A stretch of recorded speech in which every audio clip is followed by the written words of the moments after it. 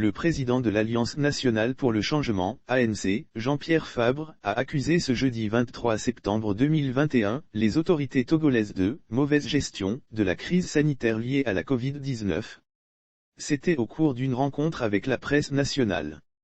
Répondant aux questions des journalistes, le maire de la commune Golfe 4 n'a pas mâché ses mots. Le gouvernement gère très mal le dossier de la Covid-19, il y a un laisser-aller dans les marchés, dans les écoles, dans les taxis partout. A-t-il déclaré dénonçant l'absence de rigueur. Il faut une rigueur, il faut être régulier dans la lutte. Il ne faut pas gérer un dossier en menaçant, en étant laxiste, en remenaçant en étant laxiste. Et puis après on prend des mesures, ça ne donne aucun résultat. C'est ce qui se passe dans notre pays. C'est les difficultés auxquelles on est confronté, on n'est pas permanent dans la gestion du dossier, a indiqué M. Fabre. L'ex-chef de file de l'opposition n'a pas manqué d'apprécier le comportement des autorités togolaises par rapport à la pandémie. Et ce dernier dit ne pas être surpris par ce comportement car, les autorités togolaises ont la brutalité dans leur ADN. Vous ne pouvez rien, elles sont comme ça. Elles se comportent avec brutalité et tout ce qui a été dit ces derniers temps par rapport à la sortie d'autres responsables du pouvoir en place, tout ça n'est pas un hasard. C'est de l'abondance du cœur que la bouche parle. A insisté le président de l'ANC pour qui il ne faut pas mêler la position de son parti appelant la population à se faire vacciner à ce que le pouvoir est en train de faire. Le pouvoir en place agit avec sa culture de la violence, de la brutalité et bien évidemment nous ne sommes pas d'accord. Le parti Orange se targue d'être un exemple en matière de lutte contre la Covid-19 puisque le président et tous les cadres du parti se sont fait vacciner. Mais ce qu'on ne comprend pas au sein de ce parti c'est le comportement du gouvernement qui désarçonne. C'est bien d'inviter les populations à se faire vacciner mais cela exige également une communication adaptée, déclare Éric Dupuis.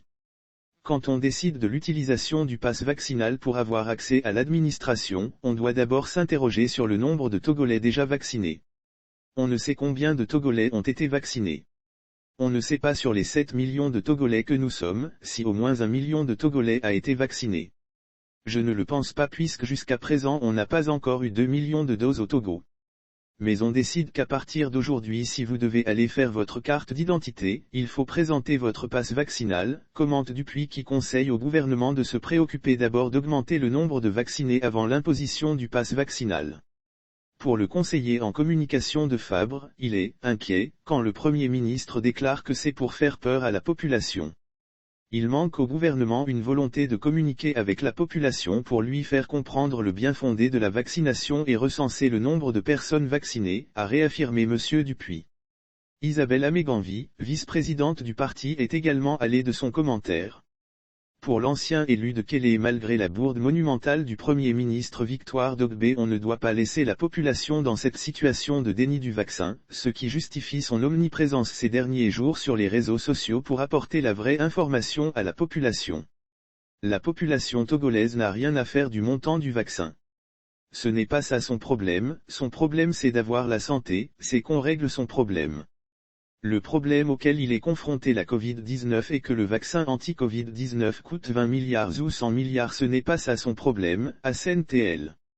Pour l'adjointe au maire de Golfe 4, c'est de la responsabilité du gouvernement de protéger la population et donc à l'Assemblée nationale, ce n'était pas le coût de la vaccination qui était le problème mais comment faire pour faire adhérer le plus grand nombre à la vaccination pour qu'on puisse atteindre rapidement l'immunité collective surtout sur les réseaux sociaux les gens sont dans le déni de la maladie.